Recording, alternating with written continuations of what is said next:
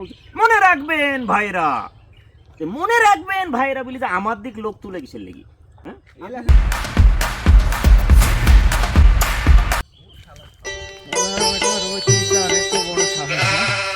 আমার বিরুদ্ধে কথা।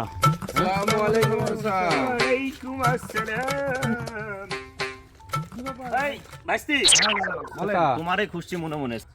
কাহিনী হচ্ছে যে এই মসজিদের সভাপতি কেটা? আপনি? আমি। হ্যাঁ, ইমামের সহজে আরো যে আনুষঙ্গিক খরচ বরচ গিলে আছে, এই টেকা গিলি কেটাতে?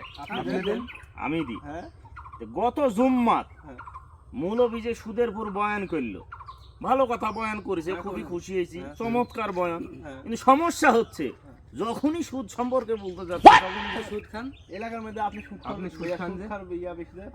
আমি তো সুদ খাই, সুদের কথা আমি তো বিজনেস রেডি আমার। হ্যাঁ আচ্ছা, তোরা যেহেতু বলছিস সুদ ঠিক আছে, কিন্তু কাহিনী হচ্ছে এই এলাকাত কি খালি সুদ আমিই খাই, আর লোক খায় না? এই এলাকার মধ্যে সবচেয়ে বড় সুদের ব্যবসা করেন আপনি। আচ্ছা আমি খাই ঠিক আছে, কিন্তু আরো 10টা লোক খায় না। তখন বলতে হবে মনে রাখবেন ভাইরা, এরকম হাত দিক থেকেই পারলি যা তুমি, কারণ আমি তো সামনে বসি। মনে রাখবেন ভাইরা, আমার দিক লোক তেলে বলে। আর কাহিনী হচ্ছে মৌলবী তো নতুন, মৌলবী কি করে জানবেন যে আমি হচ্ছে সুদের ব্যবসা করি? চাচা ওইটি আমি বলি, শুনুন যে মসজিদের সভাপতি। আচ্ছা আচ্ছা, তাহলে তোরা ভাইস্তি, হ্যাঁ তোরাই আমার এত বড় ক্ষতিটা করলু। ক্ষতি কি চাচা?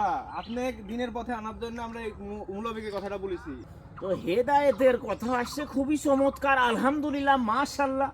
তোরা তো আমাকে চা খাতে খাতে এই জিনিসটা বলতে পারলুম যে চাচা আপনার হেদায়েত দরকার, আপনি ভালো হয়ে যান।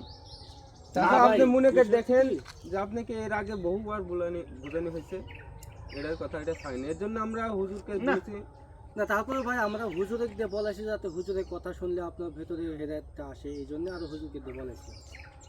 হেদায়েত এত সহজ জিনিস, হ্যাঁ? আর এইভাবে হেদায়েত আসবি?